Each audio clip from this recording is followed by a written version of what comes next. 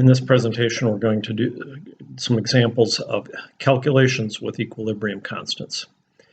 In the first part, we're going to calculate values of the equilibrium constant given conditions at equilibrium. So in other words, we're going to find values of K from equilibrium data. So here's the first example of a reaction. Carbon monoxide reacts with hydrogen gas, 2 moles of hydrogen gas, to produce 1 mole of methanol. A reaction which is used to synthesize methanol at high temperatures. When equilibrium is reached, we have these pressures. The pressure of carbon monoxide is 0.492 atmospheres. The pressure of hydrogen gas is 0.829 atmospheres. And the pressure of methanol is 0.21 atmospheres. So we want to find what is Kp. Now, recall we can either use Kc, the concentration equilibrium constant, or Kp to express the equilibrium. They have different definitions, but we can use either. And since we're given pressures here, we're going to calculate a value of Kp. First of all, the expression for Kp is given here. Given there, notice that it has the product, the pressure of methanol on the pressure of methanol on the right-hand side, so it appears in the numerator, and the pressure of CO and H2 in the denominator, and also we have in the expression the pressure of H2 being squared because of the coefficient 2 reaction. So we simply substitute in the values. The pressure of methanol, 0.21 atmospheres, goes in the numerator.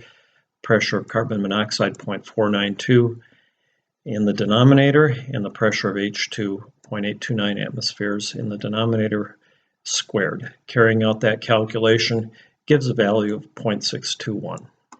And so that's the solution to this problem of finding what is Kp. As long as we're on the subject, I want to address the topic of units. Most of the time, I require that you keep units in every calculation. Equilibrium constants are a special example. It's kind of a special case and where we don't keep units. The whole topic of units and the equilibrium constant is kind of a complicated topic, but for now, just suffice it to say that we will always express pressure in atmospheres, and where we're doing Kcs, we're going to express concentration in molar, and as long as we use those units, we're not going to express the units in the equilibrium constant. I'm going to carry this problem one step further, and I'm going to suppose I'm at equilibrium, but at equilibrium, suppose I add 1 atmosphere of H2. Then the question is, what happens? Now I'll have new non-equilibrium pressures, the same pressures I had before, but now the pressure of H2 becomes 1.89. Here's something that is commonly done. I put these pressures, these new pressures, pressure of CH3, the 0.21 is the same as before. The pressure of CO, 0.492 is the same as before. But the pressure of H2 is 1.829 where it was 0.829 before. I put those into this equilibrium constant expression and I get a different value, 0.128. Now that value, what I call that is not the equilibrium constant, but that's something called the reaction quotient. The reaction quotient is now less than the equilibrium constant, and since it's less than the equilibrium constant, we can conclude that the reaction proceeds until Q equals K, and it proceeds to the right. If Q is less than K, the reaction wants to go to the right. If Q is greater than K, it wants to go to the left. This slide is a little of an aside on Q and K. It's kind of a confusing issue sometimes. Q and K have the same apparent definition. What's the difference? Well, the difference is that K is the value at equilibrium, and it's a constant. Q need not be. Q can be anything. I can just put in any pressures or concentrations and get a value of Q. And basically what nature wants to do is make the reaction proceed until Q equals K. So in this diagram at the left, if Q is less than K, as shown here, the reaction will proceed to the right, and as it proceeds to the right, Q will increase and the reaction will stop when Q becomes equal to K. If Q is equal to K, here, nothing happens. The reaction is already at equilibrium. And finally, if Q is less than K, as shown here, the reaction will proceed to the left until Q becomes equal to K. Here's another example of finding a value of K.